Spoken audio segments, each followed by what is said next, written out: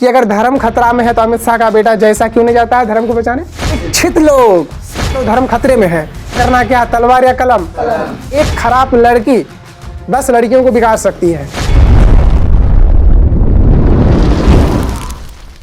अब मेरा मकसद ये है कि हम लोगों ने इस कोचिंग सेंटर का स्थापना 2024 में, और 2024 में कौन सा मंथ, आप लोग कब से आते हैं पढ़ने के लिए यहाँ पर?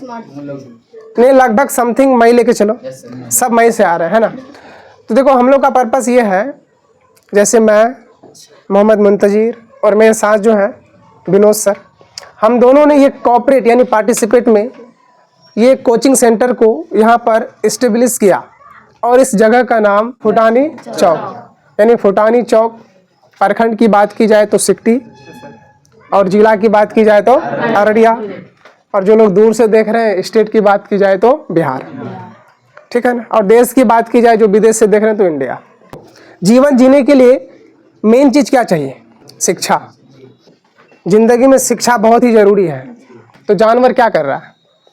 वो खाता है किस लिए? जीने के लिए। और जीता है किस लिए? खाने के लिए। अगर हम लोग भी उसी तरह से जानवर का कॉपी करें तो क्या हम लोग ठीक ठाक अपना जिंदगी को संचालन कर पाएंगे? नहीं। संचालित कर नहीं पाएंगे।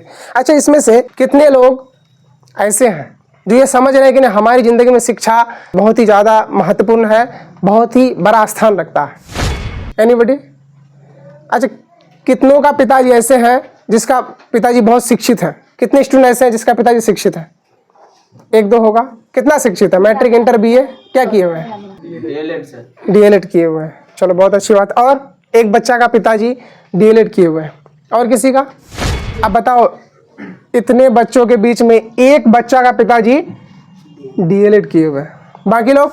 अच्छा, आने वाला समय में अब से लेकर के यहाँ आगे जब तुम पिता बनोगे तो जैसे हम पूछ रहे हैं उसी तरह से तुम्हारे बच्चों को भी पूछा जाएगा कि बताओ तुम्हारा पिताजी का क्वालिफिकेशन क्या है, what is the qualification of your fathers. तब क्या कहेगा तुम्हारा बेटा, सॉरी यानी तुम्हारा बेटा, तुम्हारा सुपुत्र या तुम्हारी बेटी क्या कहेगी या कहेगा? कि एक बच्चा बोला कि my father did DElEd. I think वो बहुत ही गर्व के साथ बोला होगा, अच्छा लगा होगा।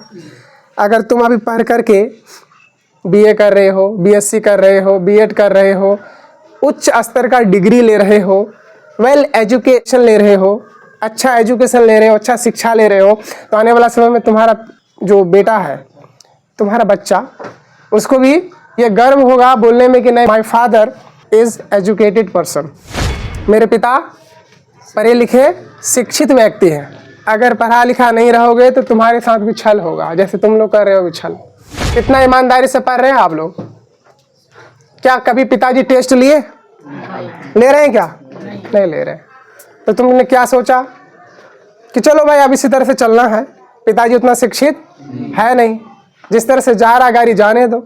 अगर यहीं पर सोचो, अगर तुम्हारे पिताजी matric, inter, BA, BSc, graduation किया हुआ होता तो क्या तुम अपना पिताजी को बेवकूफ़ बना पाता? चेक करता ना जी।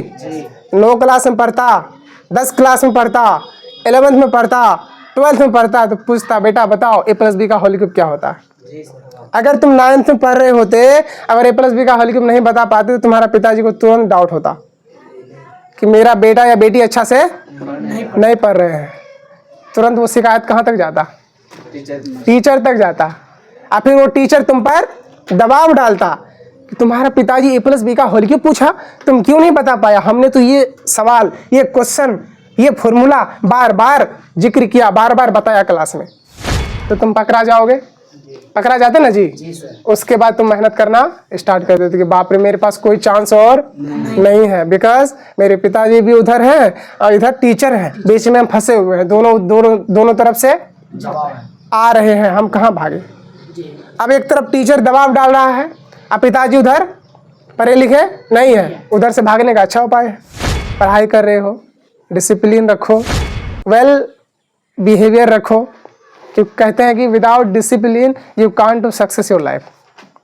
बिना डिसिप्लिन का अपना जिंदगी में सक्सेस नहीं कर सकते हो। इसलिए पढ़ लिख लो, आने वाला समय में तुमको बेवकूफ बनाने के लिए हजारों लोग बैठे हैं, इस दुनिया में सबसे खतरनाक अगर प्राणी जीव कुछ है तो वो कौन है? बोलो। इंसान, मनुष्य। कौन है? जिसको हम लोग ह्यूमन बीइंग कहते हैं। इतना खतरनाक है कि अपना पेट भरने के लिए तुम्हारा खून तक चूस लेगा। इसलिए education is most important weapon in this world. दुनिया में सबसे बड़ा हथियार क्या है? एजुकेशन। एक बच्चा पैदा होता है, तुम उसका हाथ में कितना बड़ा तुम हथियार थमा दो कि लो बेटा, ये हथियार तुम्हारा मदद करेगा। और एक बच्चा पैदा हुआ, उसका हाथ में तुम कलम पकड़ा दो, कौन बहादुर निकलेगा? कलम पकड़ने वाला। तलवार पकड़ने वाला कभी बहादुर नहीं होगा, कलम पकड़ने वाला ज्यादा बहादुर होगा। तो तलवार का ज्यादा वैल्यू या कलम का ज्यादा वैल्यू? तो पकड़ना क्या, तलवार या कलम? अभी हाल फिलहाल में कुछ दिन पहले एक DU का प्रोफेसर था, उसका एक स्पीच, उसका एक भाषण बहुत ज्यादा वायरल हुआ कि अगर धर्म खतरा में है तो अमित शाह का बेटा जैसा क्यों नहीं जाता है धर्म को बचाने? क्यों नहीं जाता है? वो धर्म के ठेकेदार वो लोग उठ करके आके बोलते हैं कि चलो धर्म खतरे में है, और जाते हैं कौन? गरीब घर के बच्चे, अनपढ़ बच्चे, अनएजुकेटेड बच्चे, अशिक्षित बच्चे जाते हैं तलवार लेके, मेरा धर्म क्या है? खतरे में है। और जो शिक्षित लोग हैं, नेता का बेटा विदेश में पढ़ेगा। सबसे बड़ा रीजन है यहाँ का पॉलिटिशियन, यहाँ का राजनीति करने वाले लोग, वो लोग आगे जाने नहीं देता। कौन सुधारेगा बताओ जरा? शिक्षित लोग। यानी शिक्षित लोग ही इंडिया को नंबर 1 बनाएगा। और वो शिक्षित लोग कौन होगा? यहाँ का जनता, यहाँ का पब्लिक। जिस टॉपिक के लिए हम लोग आए थे उस टॉपिक में बात करते हैं। सुनिए जरा, हम लोग का टॉपिक ये था कि देखिए आप लोग के अड़ोस पड़ोस में कोई ऐसे बच्चे हैं जो पढ़ाई करना चाहते हैं लेकिन उसका कंडीशन ठीक नहीं है। हो सकता है कि पापा सपोर्ट नहीं कर रहा हो, मम्मी सपोर्ट नहीं कर रही है, ठीक है? तो उस तरह के बच्चों के लिए भी यहाँ शिक्षा दिया जाएगा। और हम लोग बात करेंगे, हम लोग का जो टीम है उससे बात करेगी या करेगा, जो भी हो, और बात करने के बाद उसको मुफ्त शिक्षा दिया जाएगा ना, मुफ्त एजुकेशन दिया जाएगा। कोई दिक्कत नहीं है। हम लोग चाह रहे हैं, हम लोग ये नहीं चाह रहे हैं कि रुपए के कारण कोई बच्चा अपना समाज में अनपढ़ रह जाए, अनएजुकेटेड रह जाए। अगर कोई बच्चा या बच्ची ऐसा है जिसका कंडीशन बहुत बुरा है, जो पढ़ना चाह रहा है या चाह रही है, उसका मैट्रिक हम लोग मुफ्त में कराएंगे, इंटर मुफ्त में कराएंगे। तो आप लोग के इर्द गिर्द जो भी बच्चे इस कंडीशन का मिलेंगे उनसे संपर्क करना है, उनको एक बार कोचिंग सेंटर विजिट कराना है। और कोचिंग का नाम क्या है? कौन कोचिंग है? एक बार विजिट कराना है। और जो बच्चे नहीं जानते हैं उन तक भी ये इन्फॉर्मेशन पहुंचाइए, ताकि हम लोग का 1 साल लगभग ख़त्म हो रहा है। 1 साल नहीं कहा जाए क्योंकि हम लोग मई में आए हैं, बहुत लोगों को पता नहीं है, बहुत सारे सर पढ़ा रहे हैं, सबका पढ़ाने का तरीका अलग है। कम से कम एक बार डेमो क्लास करके देख ले, उसको अच्छा लगे तो पढ़ाई करे अथवा चले जाए, कोई दिक्कत नहीं है। तो मेरा कहने का मकसद यही है कि हम लोग शिक्षा को बढ़ाना चाह रहे हैं, आप लोग भी इसमें सपोर्ट कीजिए। और जो बच्चे यहाँ से मैट्रिक करने के बाद घर पकड़ते हैं, उसको लगता है कि नहीं हम घर में नहीं रहेंगे, बाहर जिसको नहीं भेजा गया पेरेंट्स के द्वारा, तो वो बच्चों के लिए यहाँ पर काम अवेलेबल है। वो बच्चे आएंगे 8, 7, 6 को आराम से पढ़ा सकते हैं, कोई दिक्कत नहीं है। क्योंकि आने वाला 2025 से सारा व्यवस्था हम लोग करने वाले हैं, इसलिए आप लोग चिंता ना कीजिए। कोई भी बच्चा अगर मैट्रिक करने के बाद घर पकड़ते हैं तो घर पकड़ना नहीं है, यहाँ पर आना है, उसके लिए पढ़ाने का भी सुविधा दिया जाएगा और ख़ुद पढ़ने का भी सुविधा दिया जाएगा। तो हम लोग का ये पर्पस है। और देखिए इंशाल्लाह सोच रहे हैं कि आगे कहाँ तक ये सफ़र चलेगा। आप लोग अगर मेहनत करेंगे हम लोग के पीछे, तो हमको जहाँ तक लगता है कि हम लोग का जो ये जर्नी है, जो यात्रा है, बहुत लंबा चलेगा। अगर आप लोग सपोर्ट नहीं करेंगे तो ये जर्नी ख़त्म हो जाएगा, क्योंकि आप लोग के बिना हम लोग कुछ भी नहीं है। We are nothing without you. इसलिए आप लोग भरपूर मेहनत कीजिए, सपोर्ट कीजिए। जो बच्चे नहीं आ रहे हैं उसको ज़बरदस्ती पकड़ के लेके आइए, एक बार किसी तरह से। कितना बार? एक बार। ज़बरदस्ती पकड़ के लाना है। नहीं भी आए, साइकिल में रस्सी बांधना है, घसीटते हुए लेके आ जाना है कोचिंग सेंटर। समझा राजू? एकदम पकड़ करके लेके आ जाना है कि किधरों मत देखो, तुम चुपचाप कहाँ चलो, कोचिंग सेंटर।